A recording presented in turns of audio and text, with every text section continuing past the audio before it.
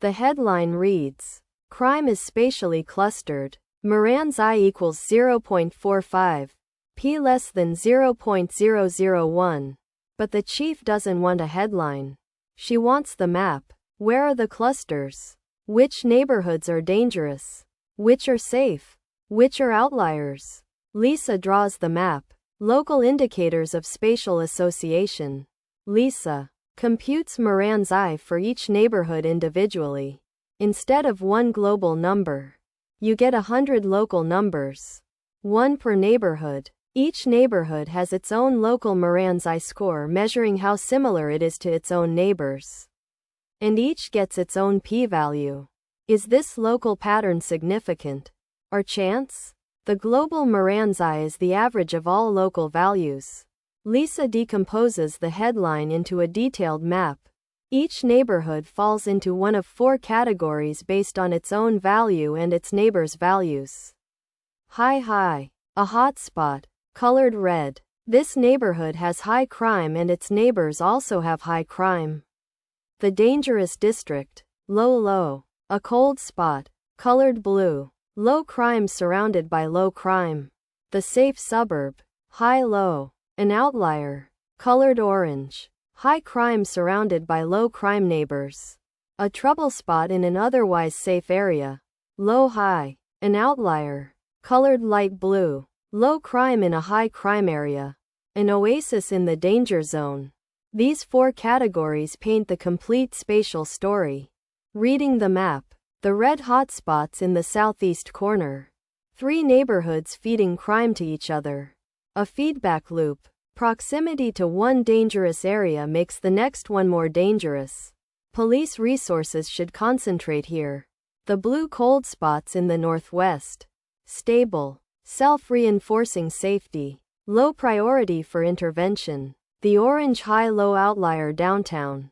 One high crime block surrounded by safe areas. Maybe a specific bar or transit station causing localized trouble.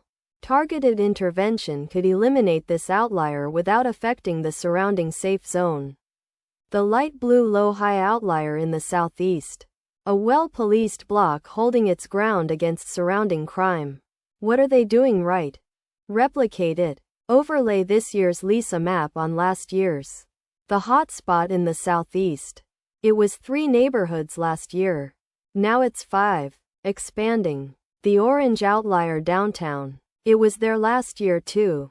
Persistent. The intervention hasn't worked. A new hotspot near the train station. Didn't exist last year. Emerging. Catch it early. A cold spot that was blue last year is now non-significant.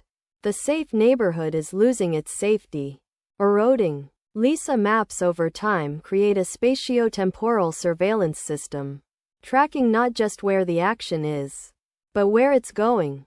In spatial transcriptomics, Lisa classifies every cell's spatial expression pattern.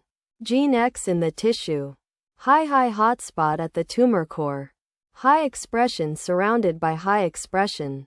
This is the center of the expression domain. Low cold spot in healthy stroma. Consistently low expression. High-low outlier. One highly expressing cell surrounded by low-expressing neighbors. A sentinel cell? A migrating cell that brought its program from elsewhere? Low-high outlier. One low-expressing cell in a high-expressing region. A resistant cell? A different cell type infiltrating? Lisa doesn't just detect spatial patterns. It classifies them. And each classification generates a biological hypothesis.